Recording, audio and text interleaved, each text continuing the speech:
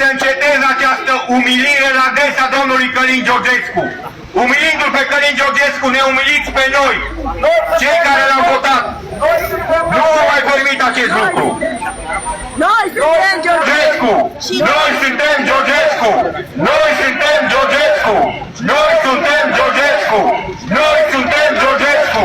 Noi suntem Georgescu! Noi suntem Georgescu! Noi suntem Georgescu! Noi suntem Georgescu! Noi suntem Georgescu! Noi suntem Georgescu! Noi suntem Georgescu! Acest sistem corupt vor fi trași la răspundere în fața lui Dumnezeu. Toți cei care au contribuit la lovitura de stat, această crimă la adresa poporului român, vor răspunde. Vor răspunde în fața lui Dumnezeu și vor răspunde și în această viață.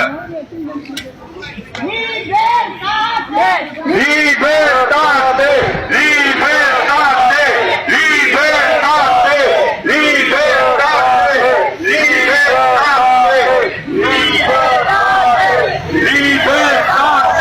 Libertate!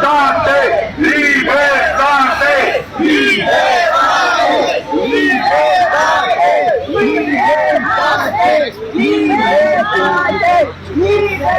Rușine tuturor celor care apără acest sistem corupt. Rușine tuturor celor care apără această justiție coruptă. Rușine! Rușine! Rușine să vă fie! Rușine! Rușine! Rușine să vă fie! Rușine! Rușine! Rușine să vă fie! Rușine! Rușine! Rușine să vă fie! Rușine! Rușine! Rușine să vă fie! Rușine! Rușine! Rușine să vă fie!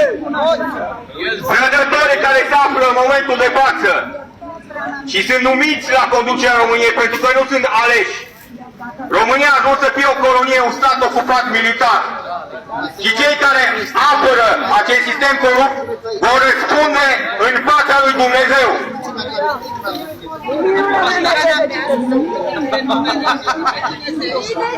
Și cu cafea în brațe.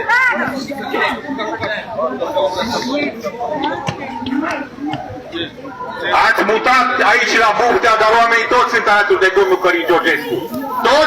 Tot ceea ce faceți în momentul de față se va întoarce la un moment dat împotriva voastră. Tot răul pe care îl veți face